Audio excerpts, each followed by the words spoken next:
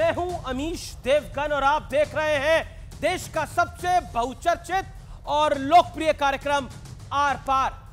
कहां तो तैयारी थी भारतीय जनता पार्टी और मोदी से लड़ने की, लेकिन INDIA गठबंधन का कुनबा ऐसा है कि बीजेपी से सियासी युद्ध से पहले इंडिया गठबंधन में गृहयुद्ध जैसे हालात दिख रहे हैं। मध्य प्रदेश, छत्तीसगढ़, राजस्थान और हरियाणा में ताल ठोकने के बाद अब अरविंद केजरीवाल की पार्टी बिहार में नीतीश कुमार से दो हाथ करने के लिए तैयार हो चुकी है।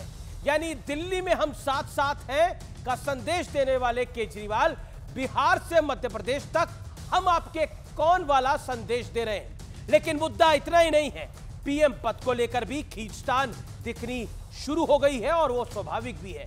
कांग्रेस कह रही है कि हमारी पार्टी के पीएम कैंडिडेट राहुल गांधी हैं, तो जेडीयू भी दबी जुबान में बोल रही है कि नीतीश बाबू कौन से किसी से कम है। और इसी बीच विपक्षी कुनबे को बढ़ाने की तैयारी भी दिख रही है।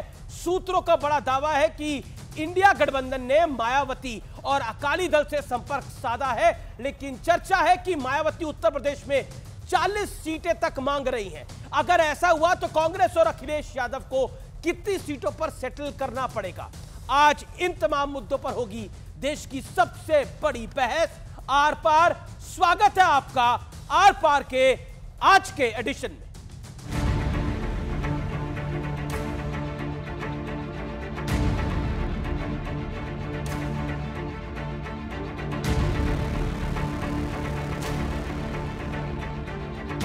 तीन दिन के बाद इंडिया गठबंधन की तीसरी बैठक होने वाली है, लेकिन इस बैठक से पहले ही गठबंधन के भीतर नया कलेश शुरू हो गया है। मध्य प्रदेश, छत्तीसगढ़, राजस्थान और हरियाणा में ताल ठोकने के बाद आम आदमी पार्टी अब बिहार में नीतीश कुमार को टक्कर देने की तैयारी में है। हम अभी संगठन बना रहे हैं बिहार में, बस संगठन बना रहे हैं जैसे पूरे देश में अलग अलग जगह हर जगह संगठन बना रहे हैं, वैसे बिहार में भी बना रहे हैं। लेकिन ये इकलौता कलेश नहीं है। पहले गहलोत बोले कि कांग्रेस की ओर से राहुल गांधी प्रधानमंत्री पद के उम्मीदवार हैं। इसके बाद नीतीश कुमार की दावेदारी भी सामने आ गई। मैं तो कांग्रेसी होने के नाते मैं कहूंगा कि पीएम फेस हमारे राहुल जी हो। नीतीश कुमार जी प्रधानमंत्री पद के लिए भी और संयोजक के पद के लिए भी वो सारी योग्यताएं रखते हैं जो होनी चाहिए। 15-16 साल से अधिक समय उन्होंने मुख्यमंत्री पद में गुजारा है। इस बीच चर्चा है कि विपक्ष गठबंधन अपना कुनबा बढ़ाने के लिए अकाली दल और मायावती से संपर्क साध रहा है। और सूत्रों का कहना है कि मायावती ने यूपी में 40 सीटों की डिमांड रख दी है। उधर बंगलुरु से कांग्रेस की एक दिलचस्प तस्वीर सामने आई है। मंच पर DK शिवकुमार विराजमान है और वहां आचार्य प्रमोद कृष्ण क्या गुनगुना रहे हैं वो भी सुन लीजिए।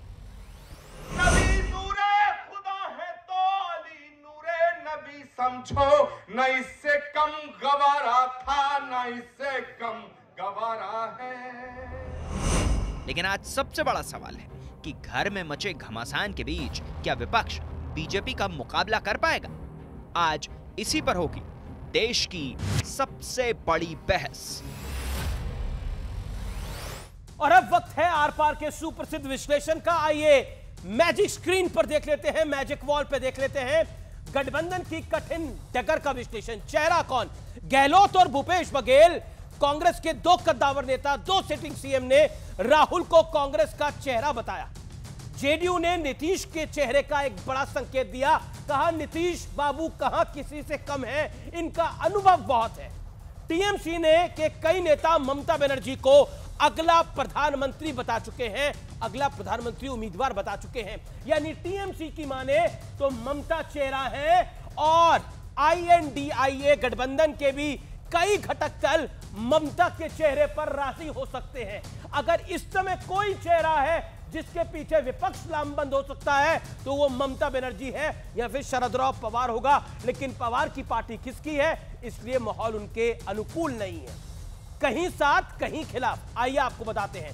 अरविंद केजरीवाल, कांग्रेस के कई नेताओं का केजरीवाल पर लगातार सवाल है। कई राज्यों में घटक दलों को टक्कर देने की तैयारी में आप हैं। टीएमसी और लेफ्ट, इसके बाद टीएमसी और लेफ्ट का झगड़ा खुलकर आ चुका है। कांग्रेस तो लगातार, यानी अधीर बाबू तो लगातार बोल ही रहे हैं, तो मैं बात को रिपीट नहीं कर रहा। अब सीट का गणित की बात कर लेते हैं। किस राज्य में किसको कितनी सीटें मिलेंगी, इस पर पेच फंस सकता है, क्योंकि ममता बनर्जी का कहना है कि कांग्रेस की बंगाल में कोई हैसियत नहीं है, तो 40 में से 1 सीट ले ले। यूपी में अखिलेश को लगता है कि कांग्रेस की बड़ी हैसियत नहीं है, तो वहां पर अगर ज्यादा बड़ी बात होगी तो 5 सीटों पर कांग्रेस पार्टी चुनाव लड़े। अब पंजाब के अंदर सत्ता से बेदखल करा है अरविंद केजरीवाल की पार्टी ने कांग्रेस को। दिल्ली में अरविंद केजरीवाल की पार्टी बहुत बड़ी है कांग्रेस पार्टी से। तो ये सारे सवाल हैं, ये सारे पेच हैं। बिहार में कांग्रेस के हालात क्या है, ये किसी से छुपे नहीं हुए हैं। सीट का गणित की बात करी, लेकिन अब कुर्बानी की बात कर लेते हैं।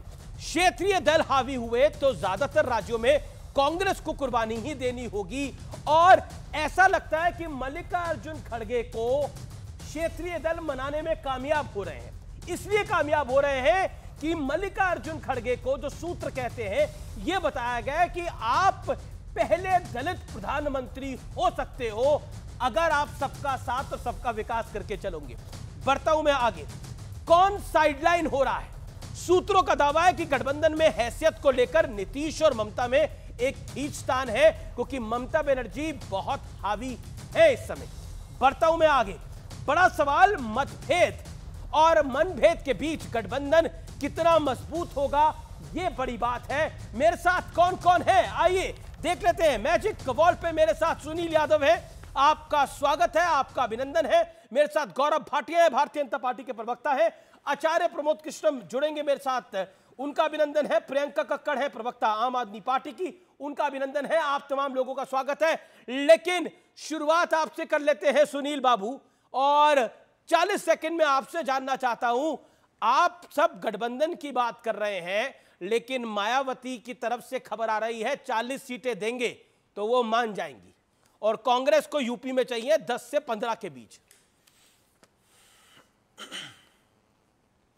देखिए अमित जी, मैं सबसे पहले तो ये क्लियर कर दूं कि समाजवादी पार्टी का पहला प्रयास होगा कि किसी भी तरीके से भारतीय जनता पार्टी को उत्तर प्रदेश में हराएं और दिल्ली की गद्दी से रोकें।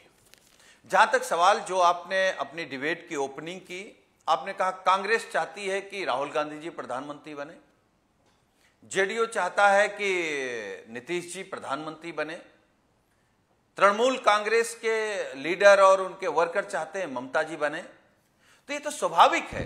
अगर आप हमसे पूछेंगे क्या चाहते हैं, तो हम चाहेंगे कि प्रधानमंत्री माननीय अखिलेश यादव जी बने। लेकिन और अगर आप शिवसेना से पूछेंगे या शरद पवार जी की पार्टी से पूछेंगे, तो वर्कर तो अपने नेता को चाहता है। नहीं, शिवसेना कौन सी वाली? जो शिवसेना जो ओरिजिनल शिवसेना है, उसने तो मोदी को प्रधानमंत्री मान लिया है। ये शिवसेना आप उद्धव गुट की बात कर रहे हैं। नहीं नहीं नहीं, देखिए मैं उस शिवसेना की बात कर रहा हूं जिसके पास मास लीडर है।